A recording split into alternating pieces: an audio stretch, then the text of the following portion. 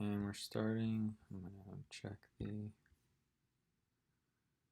streams real quick, make sure they're turned down.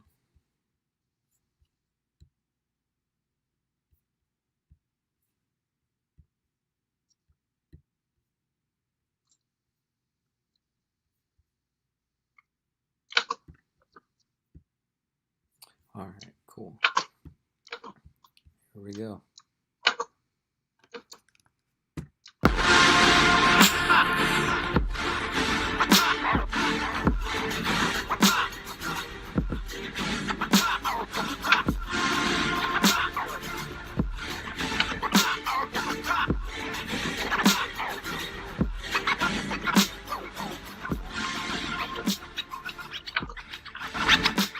What's up, everybody?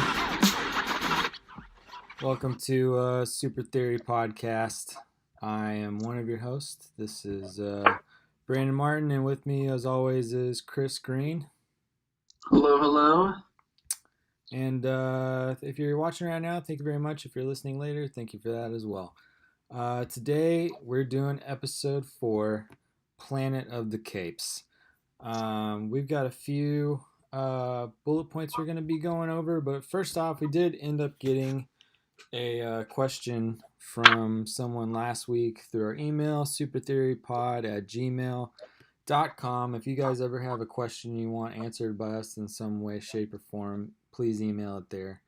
But this one comes from Andrew G, and his question is, true or false, Snyder Cut will be a bigger success for DC than Infinity War was for Marvel?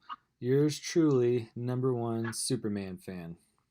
Well, that is an interesting worded question because there is a way it could be a bigger success for DC as far as Infinity War was for Marvel, but I don't know if that necessarily means monetarily. Yeah, I think the Infinity War set some records box office wise. I'm pretty sure it did. Yeah, I think monetarily it kind of was the best performing superhero. Correct me if I'm wrong. I'm pretty sure that's correct. Whereas because this is going to be subscription based, I don't know how necessarily you track that. Mm-hmm. But as far as moving forward, kind of what we want the franchise to be, DC that is, I think you're right. I think if this has a good, however they deem it to be a success over at HBO and WB, if it does translate into getting sort of the vision that Zack Snyder had from the very beginning and then moving that forward, I don't know any fan that would say no to that, and I think would be more elated than what we currently know the direction of everything going for DC right now. Yeah, I mean, if you're DC fans like I am, and Chris is as well, we've been kind of in a weird limbo where we have an idea on the characters that are successful within their original intended universe, like Aquaman and Harley Quinn. But at the same time, as far as like storytelling and canon, and how do you make sense of it as easily as Marvel did, or is there a way to, come back and restructure it with a moment like this in time where we're getting a Snyder Cut? Yeah, the question is posed in a way where I don't think I would have even considered putting the two movies in the same category, but as far as team-up movies goes, the Snyder Cut's going to show us what would have been his version of the first Justice League that we saw on screen in the modern day, which people have been clamoring for ever since he brought Man of Steel out after the Nolan series with Christian Bale at the helm. I think people wanted Christian Bale in the cowl at first. I think there might even have been a script at one point. Yeah, I think you're right, and I think something like $50 million contract for Christian Bale was floated out there, and who knows if that was real or not. But So, and I guess by way of that, these two kind of do exist within the same realm of as far as team up movies and these huge budget kind of superhero flicks. Right. And let's see the records that Infinity War broke worldwide. Highest grossing movie of 2018, highest 3D opening weekend gross. Um, it had the highest opening weekend, had fastest to 1 billion after Star Wars: The Force Awakens. It took it 11 days to make $1 billion. And again, these are all the records Infinity War did, but they also had a plan and a theater and the ability to have patrons come watch it on a screen. So Well, so again, do you deem it like, let's say HBO subscriptions go up by 50%, mm-hmm. within the month that this gets released? Do they attribute that all to the Snyder Cut? well, I I, think I guess it's just a weird way to gauge all the success from a monetary standpoint. well, I think what else brings it some success is the fact that it is such an internet thing, right? It's Right, you know, right, it's one of the most talked about things on the internet, especially as far as movies go. And the fact that it's a done deal and they still have till next year to get it out. I mean, it's been talked about for 3 years and it's just gonna be talked about for another year, even harder now because it's happening. So I think there's the old saying, any press or even bad press is good press. And the idea is, if you're being talked about, you're making money more than likely. right. And luckily, everything around this thing has been good press, and now it's just going to be amplified because now they're actually pushing the movie. So there is a success in one, maybe regaining a lot of the fan base that you lost that was excited from the get go with Man of Steel and with Batman vs. Superman Ultimate Edition. And who, I mean, I don't want to make this political in any sort of way, but like, you get this big drop off, like jumping right into a Justice League. It wasn't what you were hoping for. You know what I mean? Right. And it kind of turns you off, and you're just like, whoa, God, I hate that this happened, but I want to keep fighting for it. You know what I mean?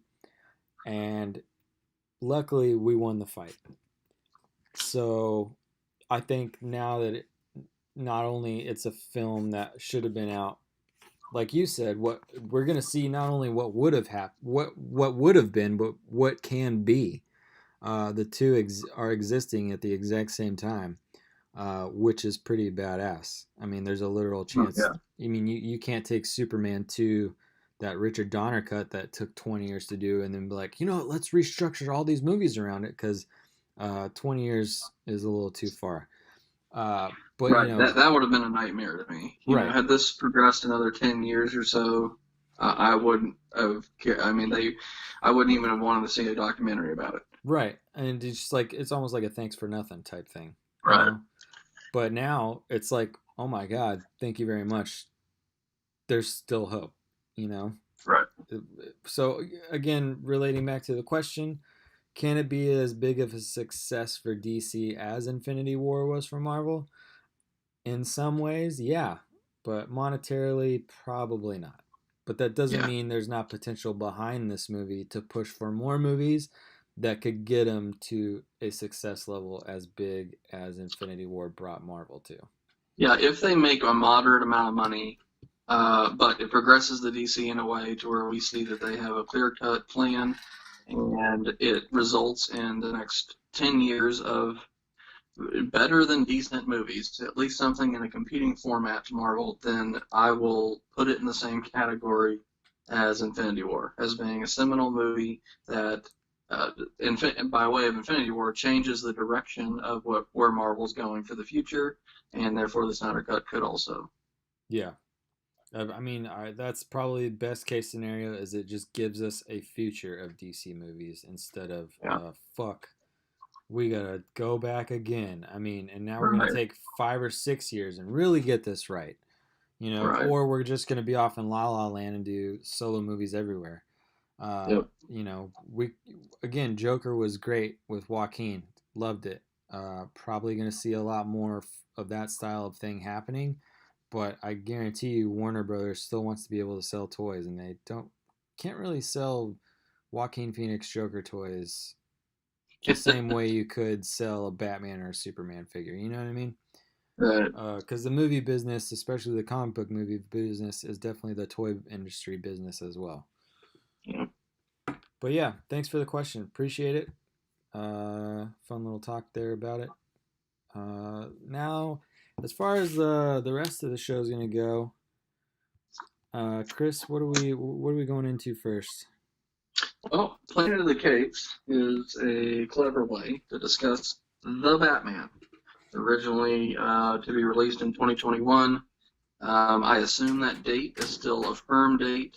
It at least gives the entire year to be released. I don't know if coronavirus is going to push that back to 2022.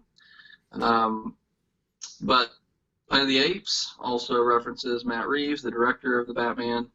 Um, and we have our new star donning the cape and cowl, Robert Pattinson from Twilight, of all movies. I did not grow up watching Twilight. I do remember being, I don't remember what movie I was in the theater watching, but I do remember the first Twilight trailer. And I thought the trailer looked pretty cool, but I didn't end up watching the movie, and I will confess I've not seen a single Twilight movie. Although I have, heard the cries out of everyone loving the Twilight series. It's kind of got a cult following, larger than a cult following, one of the more successful trilogy plus series. Um, but I think Robert Pattinson had been kind of put into this, I think whatever young actor goes through that has a successful run, how do you escape that sort of you're known for just this one thing? And his name is always attached to that. So I'm not sure when he was announced to be the next Batman. Like it's at least been 6 months, I want to Mm-hmm. say. Mm-hmm. But how did you feel? Were you immediately like, I need to go research this guy's other movies? Did you go watch Twilight? What did you end up doing? I definitely didn't go watch Twilight at that time, but I definitely was a single guy. 8 years or so ago when this came out, and I sat around and just watched it by myself, and I think I watched all the Twilights to kind of just see if the hype was real. Plus, I was a little interested. Plus, I watched it by myself because I couldn't really ask any of my friends at that time. And say, hey, dude, you want to come over and watch some Twilight? Uh, Well, what did you think? Is it a good series? Did it deserve the hype? Was he the standout? I mean, if you're into young adult stuff like that, sure, it's good, you know. The sparkly, glittery vampire thing I could have done without, but I'm also a dude. I'm sure that movie wasn't meant for me in the first place. But as far as Robert Pattinson as an actor, like it, him and Kristen Stewart kind of had the same thing that Emma Stone and Andrew Garfield had in Spider-Man or in Amazing Spider-Man. Oh They're yeah. they were I don't know if they started dating after the first movie or in the middle of the movie. So, but I know like they had a relationship during it, and so the chemistry is real between them, and I think that is what really carries that movie. Like, there's obviously something going on. Uh, Robert Pattinson does a great job of being so into Kristen Stewart and just being that type of a character. Uh, it was good in that sense as far as the acting between those two. So it also wasn't the first thing I thought of when I heard about it. I had What was the seen. first thing? I watched some other movies. I watched Cosmopolis, where he plays this like rich kind of New York. I think like a stockbroker dude. I don't remember. I only watched it once, and but he's riding around in a limo basically all day. He's kind of stuck in there. I think it's a Cronenberg film. I might be wrong. I am. I'm sorry. I forgot. Uh, and then I saw The Rover, um, and he played this. The movie takes place in like I think it's like a post-apocalyptic type of a world. It's just real gritty. It's like real deserty, but I think it's like the Australian desert. But he plays a guy from like the South in America, and he plays like a brother to someone, and but I mean he's got range. I guess is the main point I'm trying to get at. He can play different characters, and it's not interesting. So I was I was definitely interested by the idea, and he's already got that. That's one thing from Twilight. He's got that attitude of he can be a brood type of Well, person. playing Batman is two things, right? It's Mm-hmm. you're showing off your acting chops, obviously playing Bruce Wayne. Right. You then have to be convincing enough in the cowl to make us believe you're a superhero. And the first thing I thought was, wow, he's skinny. Right. And so I wonder, like I do in most superhero roles, can someone bulk up in a proper fashion to where they look good? And realizing that the suit is going to, physically add an imposing stature, regardless of what you look like under it. But uh, I think it matters. And so I think that was the first kind of hesitancy I had. Yeah. Although I don't know who I could have named in place of him, due to the fact that really the announcement that Reeves was going to get the trilogy and then was it going to connect at all? I think we have to backtrack a little bit with the circumstances that even led Sure. up to Matt Sure. Reeves getting, and it's kind of the transition from what we all clamored for in the first place, the Snyder Cut, Right. kind of falling apart. Ben Affleck was going to get his own, whether it be a set of movies or just a singular standalone, where he put a script together. He wasn't happy with it at first, although there have been conflicting reports that it was an amazing script. Right. He kind of got burned out, and then it transferred over to Matt Reeves. Ben Affleck was still going to star in the film, and then he backed out. And so I think the casting of Robert surprised most people. Mm-hmm. Yeah. That's rough. Rough start. You know what I mean? Yeah, it really Uh, was. but I you're right. There is two parts to it. And to be fair to someone who gets dragged through the fucking shit for being a terrible Batman, in Batman and Robin, the scenes between George Clooney and I believe his name's Michael Goff, the guy that played Alfred, Yeah, uh, are pretty fucking good. Um, they do a really good job of playing the Bruce Wayne Alfred. yeah, Uh, you can really see that relationship. yeah, I think that was probably the best part of that movie is probably the scenes between those two guys. Um, but Robert Pattinson's got to pull off a brooder and then a guy who is also in his younger years, so he's got to play like the straight up playboy. You know what I mean? Like, but it Yep. also depends on which way Matt Reeves is taking it. He's obviously taking it like a super different direction with a lot of like Earth One influence, and so I'm really interested to see where this is going. There's also reports that came out yesterday. I read that Wayne Manor is going to take place in the center of the city instead of outside the city, and that Okay. Batman's going to get around through tunnels possibly. Uh, he's going in such a different direction that I don't want to assume too much about how Robert Pattinson's going to play this because he might be playing. I mean, he's probably going to be coming from a different place maybe than we haven't seen before, which would be interesting to see what that is.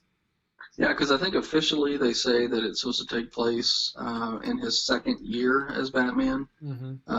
while taking some influences from the year one comic book storyline, like you said.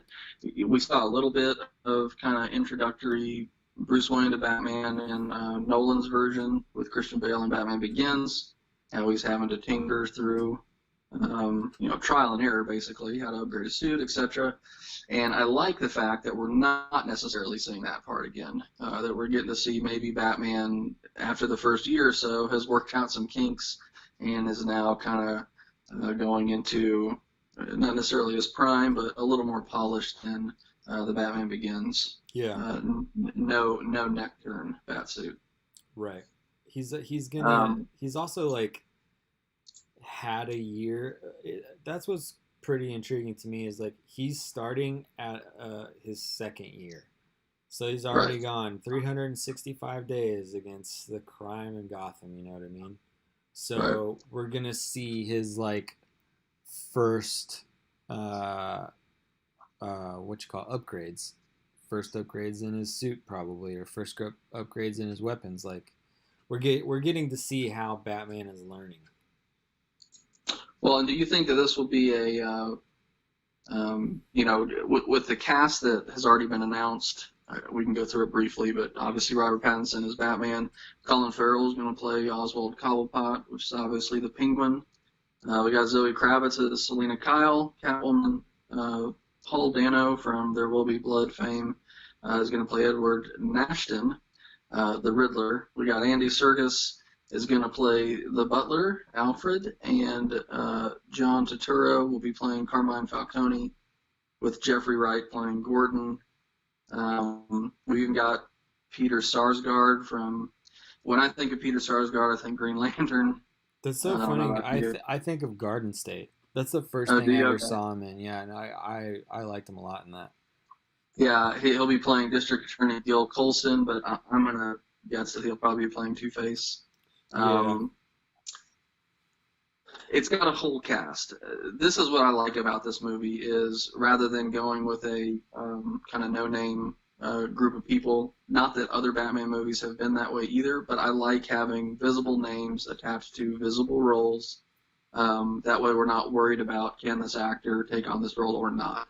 Right. I know that we worry about that anyway with who's casted as Batman, but as we've just gone through, we think he'll do okay. But I had a question for you. Do you think that Serkis playing Alfred is going to have the role that we see Alfred play in the Ben Affleck version of Batman, where he's kind of tinkering with Batman's techniques and upgrades, Yeah. versus what we saw in the Nolan universe, where it was Lucius Fox? Right. Um. God. Again, as I know we're a show about theories, but Andy Serkis is such a he has such an array of things he can do. I I don't know how I see him because as much as I want to think of him as Alfred, what really pops in my mind a lot is him as Claw in Black Panther. Yeah. And he's just this mercenary type of badass dude, and Yep. I mean rough, you know what I mean? Like they made him look like a rough motherfucker. Oh And yeah. so I have a feeling that this Alfred will probably be a little bit of that Jeremy Irons type where he's a helper, he can fix things, he can create things, but I have a feeling he's also going to be able to whoop some ass. Oh yeah. I think they're going to have him sort of the military background, not just the butler, Mm-hmm. that sort of thinking. That I guess transitioning from the cast, which we can kind of debate and theorize forever, since we really don't know too much about the direction the movie's going to go beyond what Batman's doing in the second year. What do you think about Matt Reeves? Obviously, he came from Planet of the Apes, is his biggest accolades. He's done other movies, but when you saw that he was going to get not only his own movie but a trilogy, were you pumped about it? I right off the bat, I felt a little indifferent. I, it's just I didn't know how to feel. Um, The director of Cloverfield, right, obviously Planet of the Apes series. right.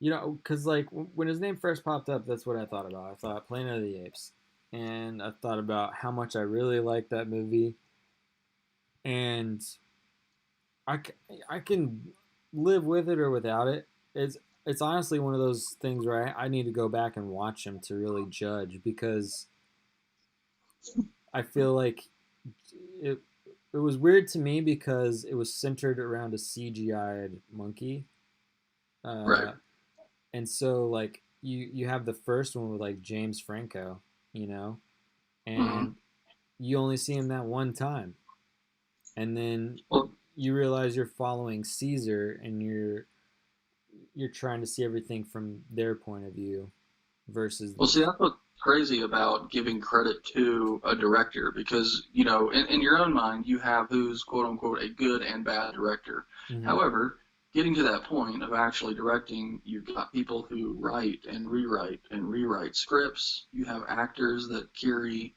a humongous amount of weight as far as how the movie's going to do.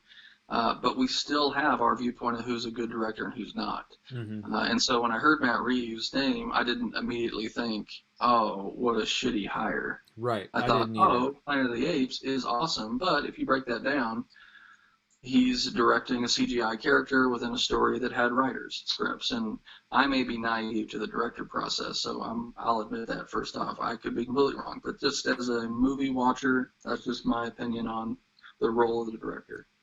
And so, like, speaking in those terms, like, obviously, Christopher Nolan right now kind of holds the gold medal for conducting a multiple Batman movies. Right. And he's obviously a great director, especially for, The Dark Knight and having to deal with changes and stuff. At the same time, I saw Dunkirk, didn't really blow my socks off. You know what I Yeah, mean? same. I agree. So and same with like Inception. Inception's good, but it's at points it's almost a little too heady. Uh, Yeah. and so like Are you excited to see Tenet though? I'm excited to see it. I mean, I hope to God I can understand it. Okay. You know what I mean? Yeah. Yeah. Because he's obviously a very intricate person too in the way he directs, and so everything's got real purpose and meaning and stuff like that. And Well, I'm pretty sure everyone has gone to YouTube at some point and gone through the, all right, now explain Inception to me, right, and had somebody break that shit down does the and point out the intricacies that you are not catching the first time you watch it. right, and but it's one of those ones where I have to admit, Inception, I just didn't care to keep watching it over and over and trying to figure it out. Well, where do you rank? So you like the Planet of the Apes movies? Yeah, Where by trilogies go, I'm a ranker. I have my first tier of trilogies, which is generally reserved for like Lord of the Rings. I have the Matrix kind of up there as well, and then kind of second tier lower than that, I've got like the Jurassic Parks of the world, even though they've made more movies after that original trilogy. mm-hmm. Are you putting Planet of the Apes kind of up there with, top-notch trilogies that you kind of would want to throw out there with everything, or is it just a, you know what, it's not the worst? It's not in the Resident Evil category. I'm not a big. So, like for me, obviously being a Batman fan, I think the Dark Knight trilogy is probably top tier, right? Yes, I agree. Right next to that, I'd probably put the Back to the Future trilogy. Oh, Uh, nice. Not that I'm a huge Back to the Future fan, but they all tied in together very well. You know what I mean? Like Yep. even though the third one was like a little out there, uh, it all played well together in the entire scheme of the idea of like time travel. You know what I mean? So, are you putting Planet above? If you're having to sit down and watch, well, maybe that's the wrong way to phrase it because Back to the Future is more like just a fun Yeah, watch. yeah, Planet of the Apes deals with some serious fucking topics. right. And Um, I think I'd probably set it next to the Matrix trilogy. so is it? So it's better than like the Blade trilogy. Oh yeah, Blade 3. Okay. As much as I love Ryan Reynolds and Wesley Snipes, that movie Oh, was it's just trash. fucking weird. Yeah, it's trash. I thought there side tangent about Blade. I thought the first one when it first came out was like pretty badass. Oh And yeah, I it is. thought Steven Dorff was a fucking badass Yep. antagonist. You know what I mean? Yep. Uh, and then the second one was kind of like, all right, yeah, this is it's Blade 2. It's all right. Yeah, they upped the ante with a better villain. Yeah. Um, Maybe that's the you thing. know, Maybe that's the thing. I'm Planet sorry. of the Apes to me is, I think I put it somewhere in the middle, maybe. Like I would rather watch the Bourne trilogy of movies. Totally, I hundred guess now they percent. have 4 or 5 of them now. Yeah, I like the Indiana Jones trilogy better. Um, Obviously, The Matrix I like better. right. Yeah, so somewhere I like Pirates of the Caribbean better.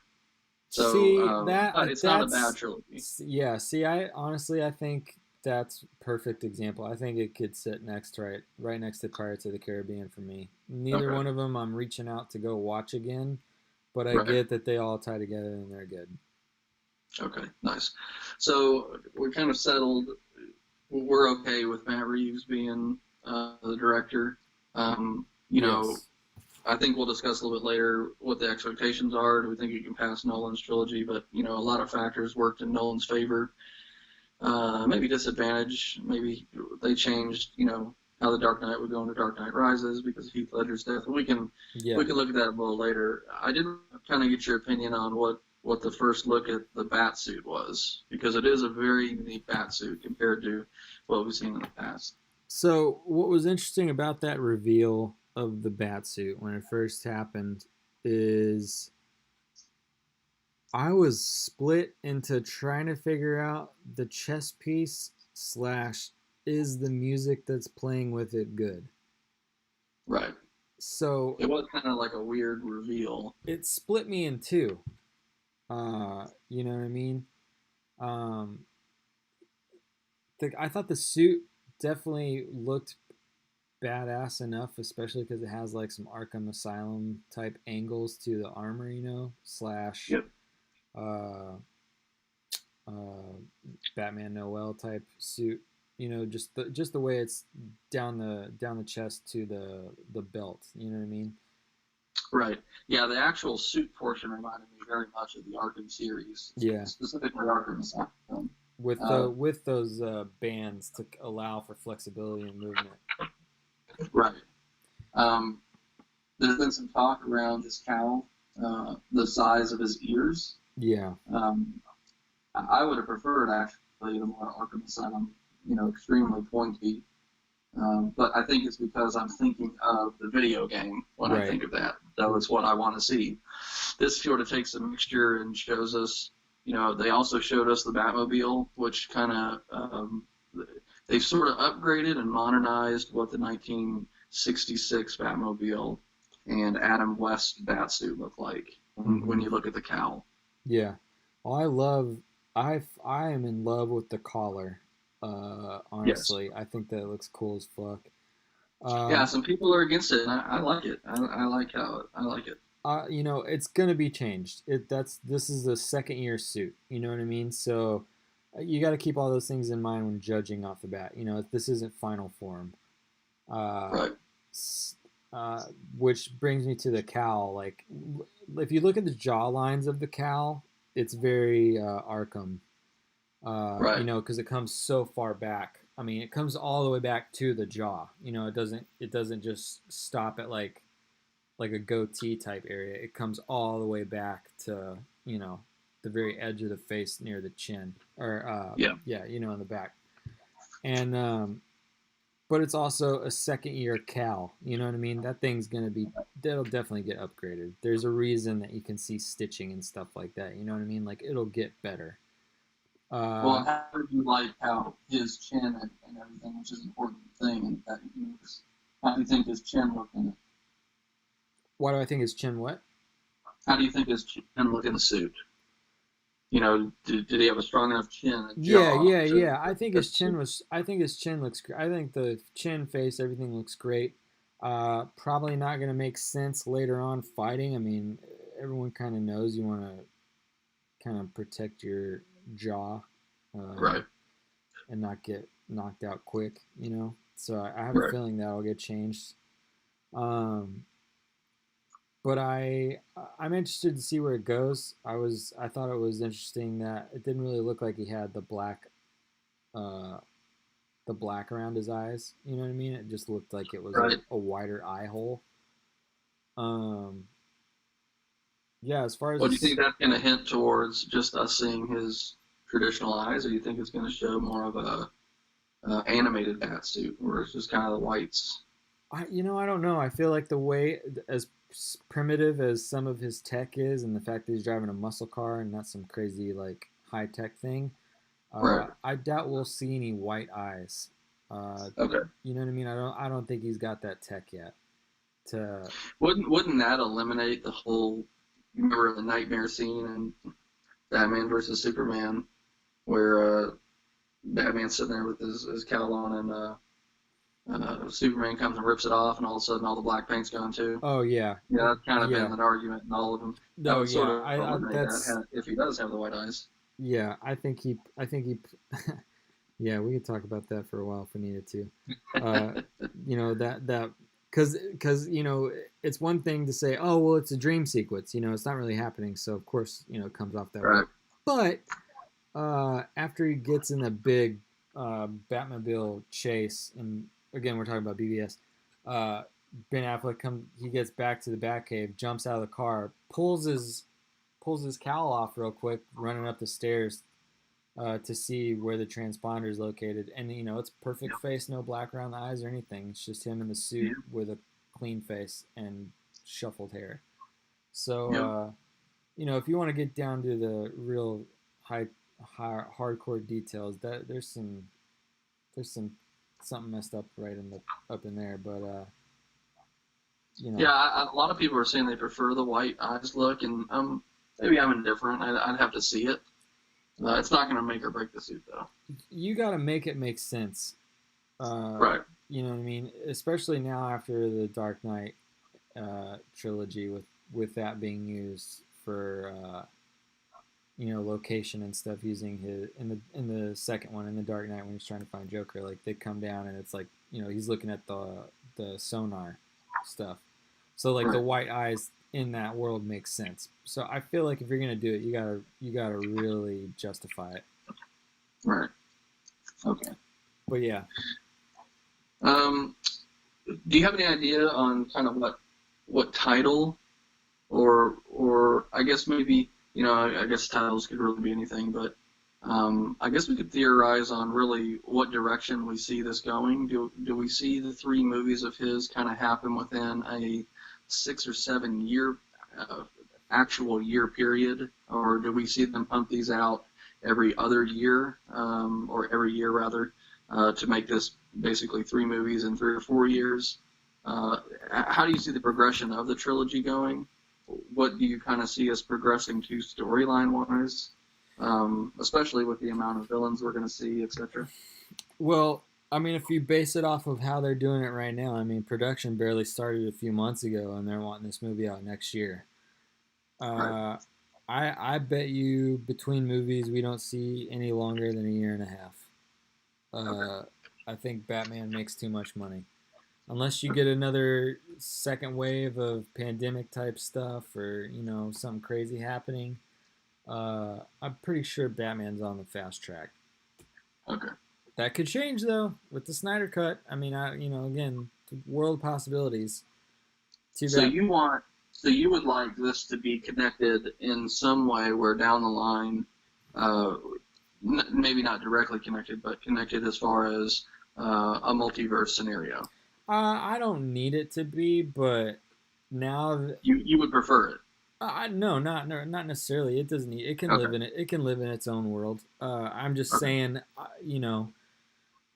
Warner Brothers and HBO and AT&T and everybody have put themselves in a weird position, because now you give the possibility of Ben Affleck's Batman being as successful as it should have been 3 years ago. And if you're opening that up again and it, hits hot fire, uh, you, you know, you, that's probably how they'll make time for the movies. Is maybe they give Ben Affleck a series at HBO. Okay.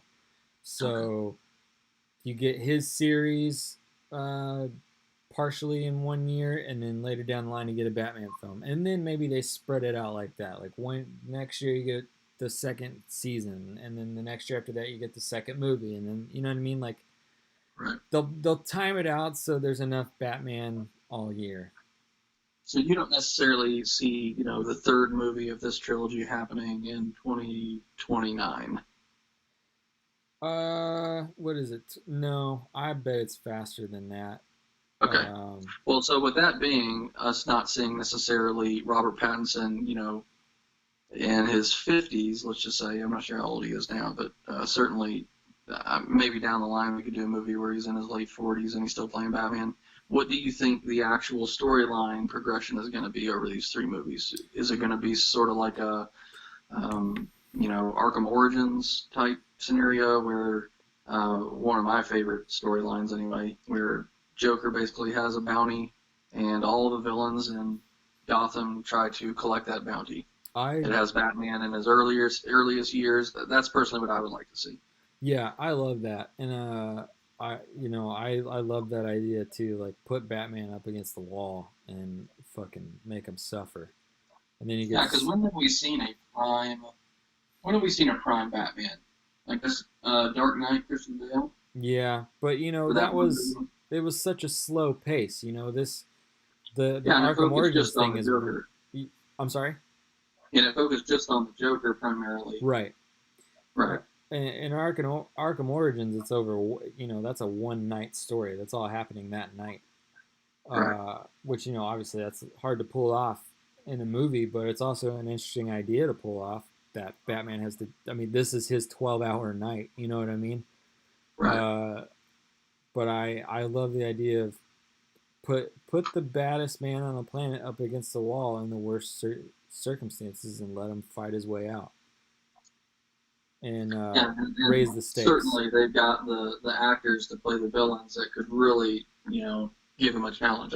I'm really interested to see Colin Farrell as the Penguin. I am too. Uh, so I think it'll be, yeah, I don't think it'll be interesting if they go that route. I about a week ago, did you see the rumor where potentially a Joker is supposed to show up in the second or third film Yeah, well, of the trilogy? apparently he's going to cameo in this. There's going to be some, Mhm. from what I read, there's a stand-in, and you'll see him at Arkham Asylum, but you may not necessarily see the actor who's going to play him in the future movies. But Interesting. while Batman's in Arkham talking to other rogues or whatever, apparently he'll, And we don't see there's any chance that it's going to be Joaquin Phoenix. you know, never say never now. You know what I mean? Uh, Yeah, I guess that would set Joaquin like what, 20 years later, yeah, but 18 years later. timeline wise, and I know this has probably been talked about in other places, but again, officially, Joaquin Phoenix's Joker movie took place in 1981. This Right. Batman movie is supposed to take place in 1995 ish. Okay. That's 14 years. It's like 8 or 9, maybe even 10. Uh, God, could you imagine the first movie and a cameo in the back, and it's oh, Joaquin you and don't even in see Arkham? Joaquin. You just see his long green hair. You know what I mean?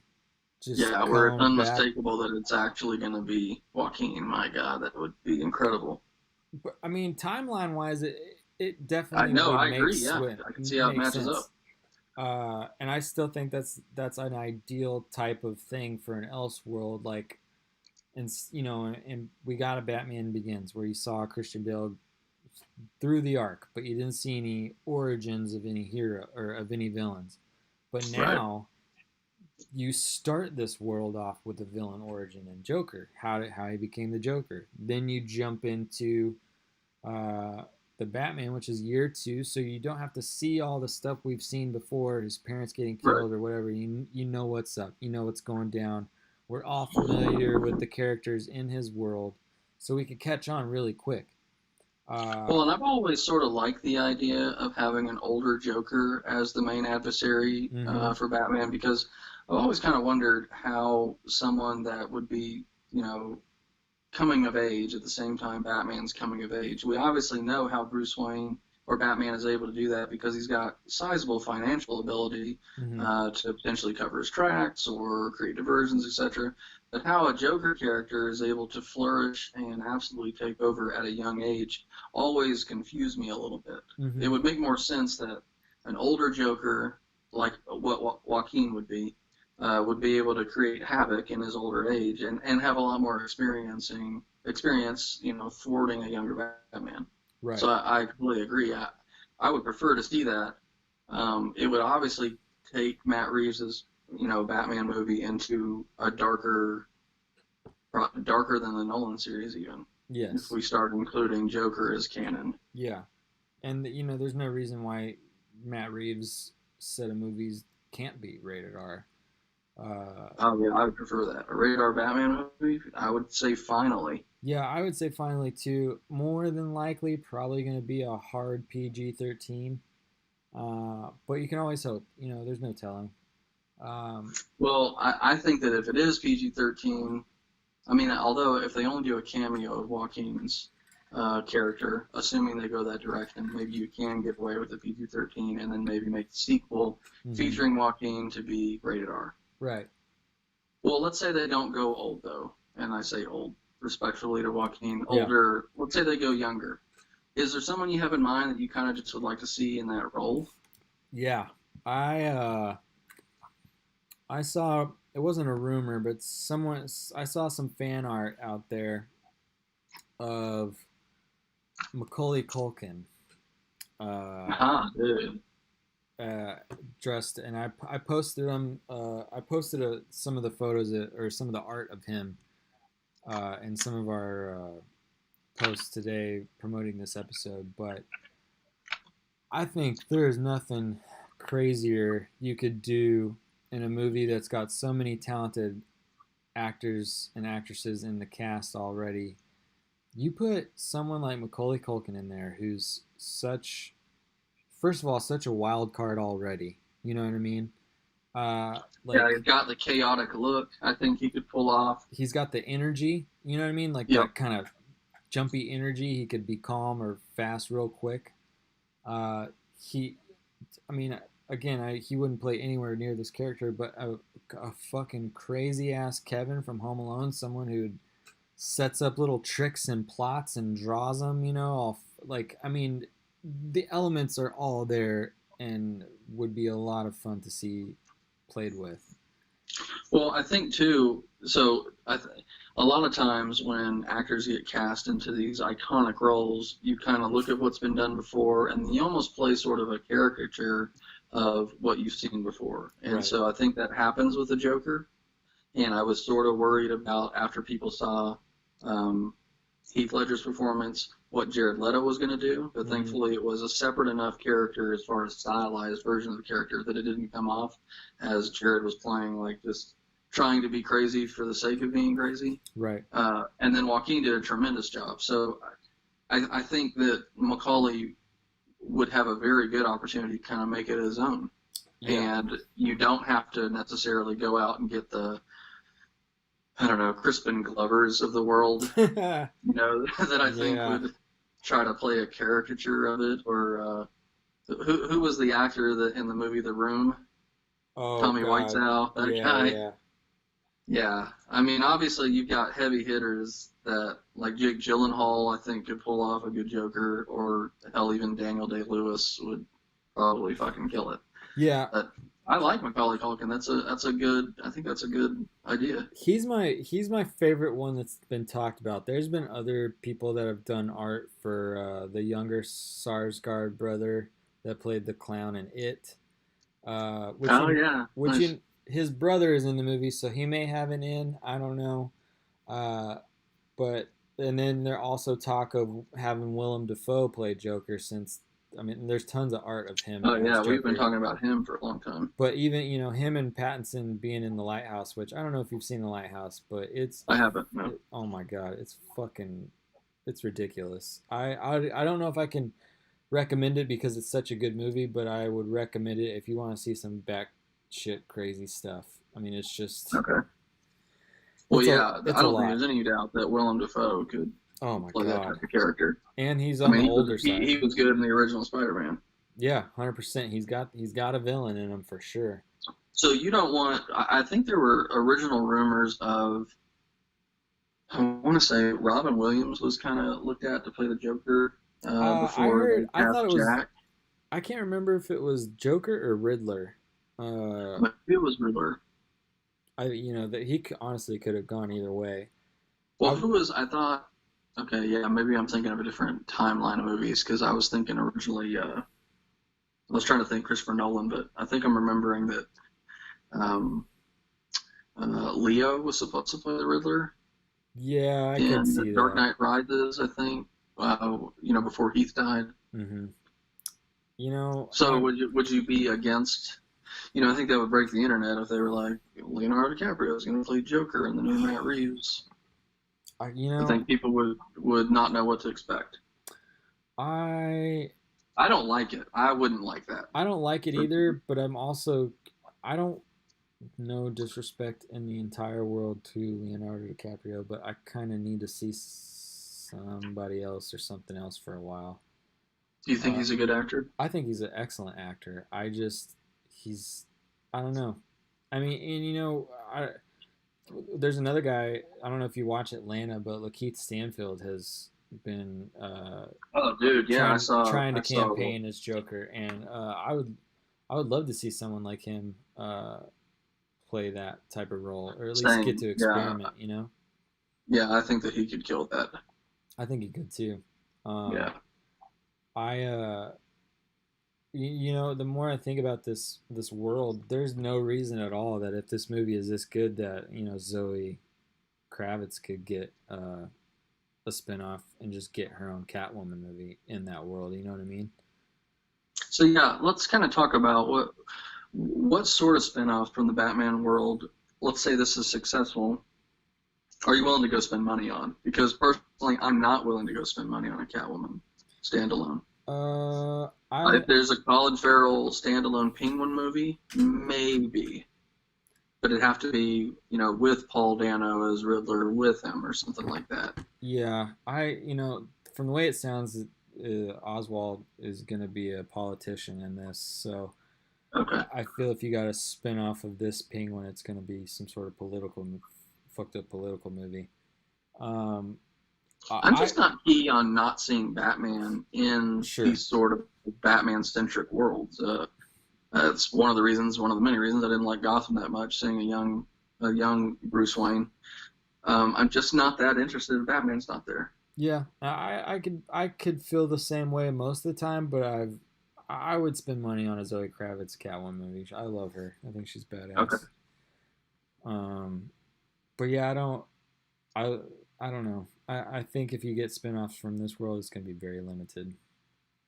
So, I think we can both agree that the trilogy that Nolan put forward is sort of the seminal what you think of when you think of a Batman movie. Yeah, right You may now have a that's a different idea of like who's your favorite Batman, because hmm personally Affleck's my favorite Batman. yeah. But I think we would agree that's the set of movies you go to. So where do you put the expectations for Reeves? I mean, obviously we want it to do well. Yeah. Do you think it has a chance to pass Nolan's trilogy?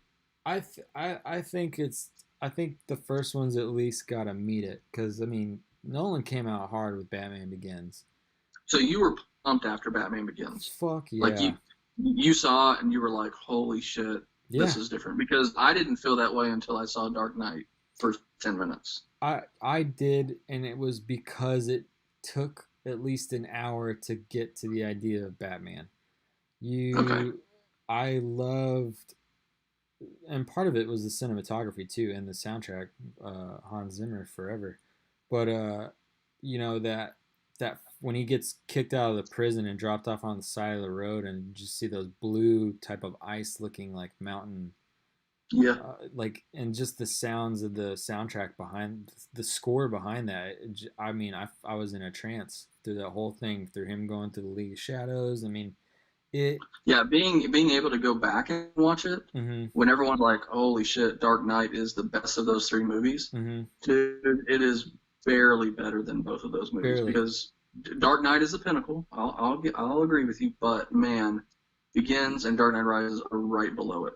All three of those movies are so good. Yeah, I definitely put the Dark Knight Rises on the bottom, for a few reasons we could get into later. But Batman Begins for me, especially at the end, I mean, that was a perfect ending of Oh, just 100%. Yeah. turning the Joker card over. I mean, you could hear it in the crowd in the theater when I saw it. You know what I mean? Like the Yep. Yep. Not even words, just a oh shit, you know what I mean? Like that feeling. You could Well, feel it and reverberate. I think I've said it before, but when I went in to go see that movie, I sort of thought it was a sort of prequel event to a Michael Keaton Hmm. style, what we've Mm-hmm. already seen in the 1989 release. Mm-hmm. So my immediate thought was, well, wait, Batman's already aware of Joker. He doesn't need this card. It didn't even hit me that, oh, well, this is a different set of movies. And Right. once I got to that point, I was like, oh, okay.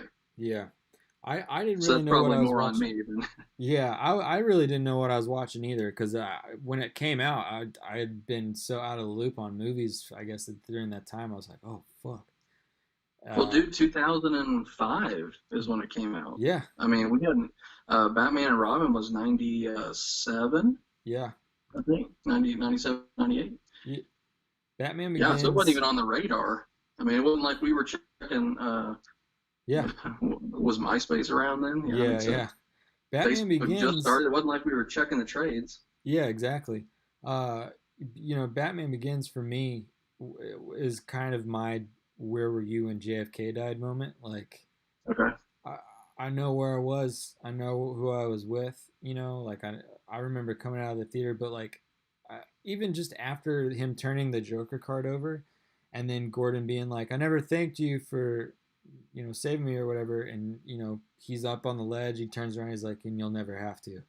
I mean, that Yep. is like that. I mean, it's so fucking hardcore, dude. Like that's And then we had to wait 3 fucking years yeah, for the next movie, and we knew a new movie was coming. We had no idea when, and those are some of the worst feeling type stuff because it used to really be like that. You had to wait 3 years for a sequel, mm-hmm. and now they're pumping them out every year. It seems like. Well, and that's the thing. If you want to get back to the idea of the directors, it's like, yeah, we had to wait 3 years, but the director, Chris Nolan, got 3 years to work on it.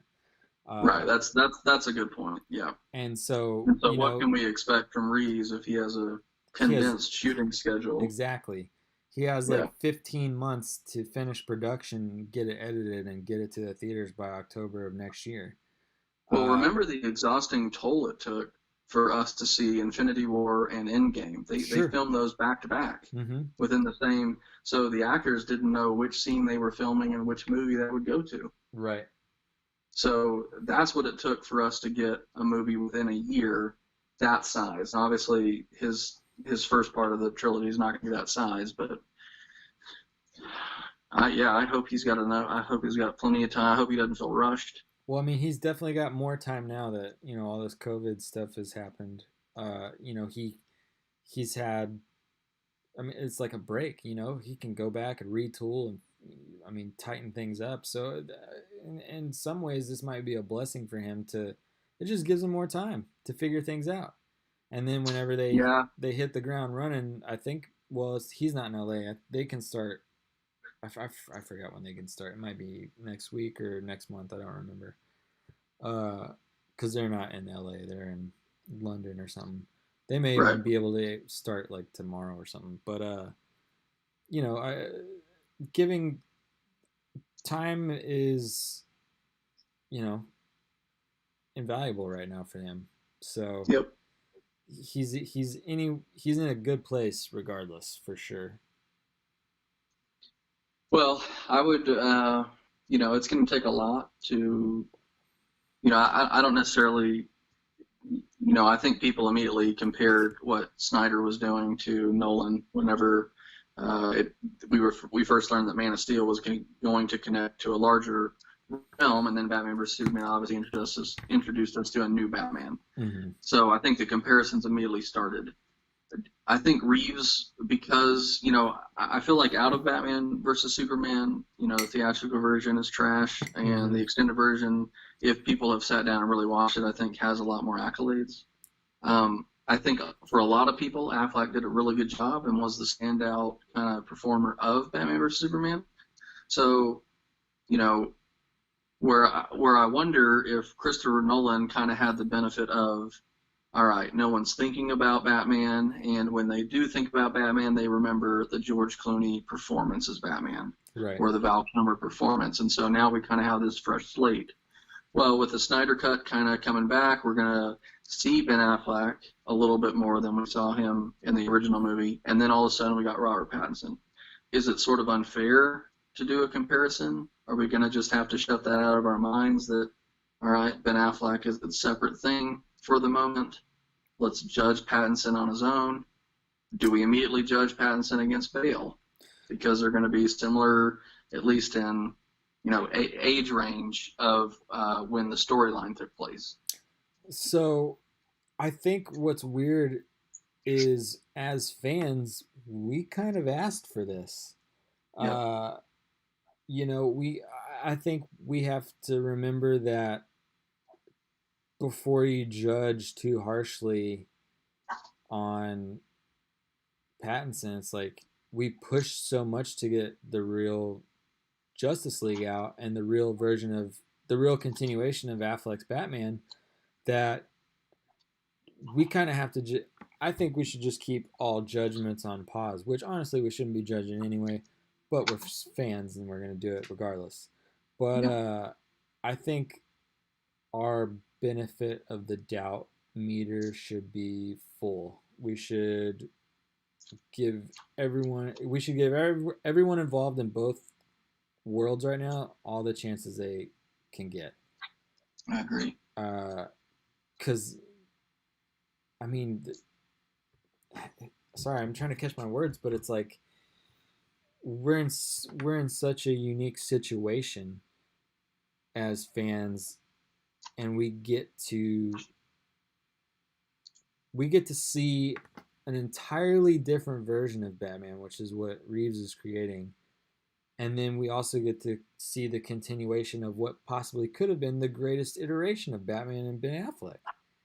Right. So there is just, it's a weird space. You know what I mean? Because I have not that I would want to trash either one of these people at all, but like, I have high hopes for both in their both respective environments.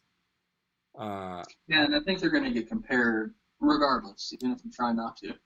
Yeah, and but that's the thing is Reeves is making he's said it from the get go. He's set out to make such a different version that it's completely fresh and new. And by the photos of everything, that's exactly what it looks like.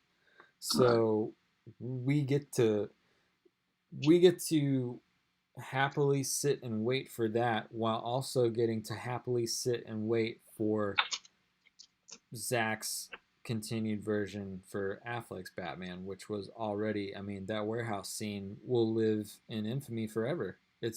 Oh, it's the It's best fight perfect. scene we've seen. I Yeah. mean, that's a Batman fight. You know what I mean? Right. And that's probably the one thing I think about the most is are we going to see some real fight choreography in that way, or is Pattinson's Batman going to be a little bit more slick and sleek and in and out? And he's also may not be at that point where he could take on 20 people at the same time. Right. He might have to section people out on purpose. Yep. So Yeah, I agree. which is again a different way of looking at Batman. Yep, I agree. All right. Well, I'm anything else you can think of? No, I think that's really it. If you're listening at this time when this is coming out or within the week, I do want to push. There is a release the Ayer cut hashtag trend or whatever that's happening on Twitter for different characters and stuff. They're trying to get a movement going for the Ayer cut to be released like they did for the Snyder cut, which I'm fully supportive of because if you watch that very, very first sneak peek Suicide Squad trailer, you know that movie was supposed to be a lot different and very exciting. And so I would push you to go try to support that cause if you do social media, if you do Twitter or whatever, check out Release the Air Cut. There's a official account too. But I hope for that as much as I hope for the Snyder Cut because I want to see everyone's real version of what was supposed to be. I saw uh, God dang it, I forgot the movie again, what it's called, but the tank movie that David Ayer did was it Yeah, Fury? I with think. Yeah, Fury. Yeah, with Brad Pitt and John Bernthal. Yep. That movie was fucking badass.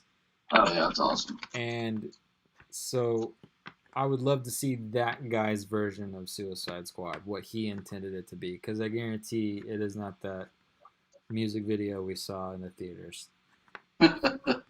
But yeah, go support that if you want.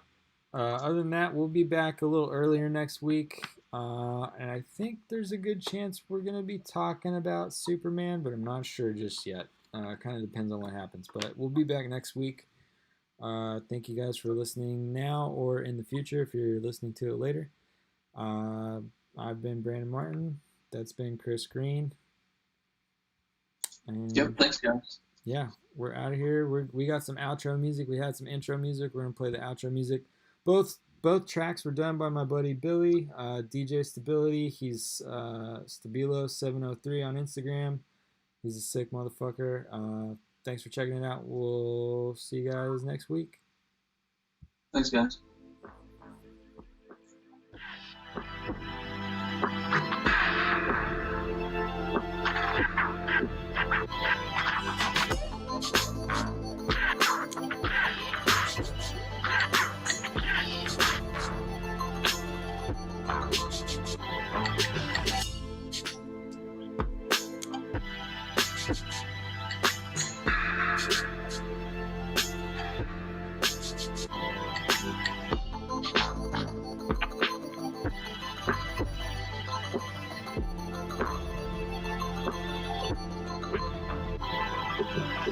It's not who I am underneath, but what I do defines me.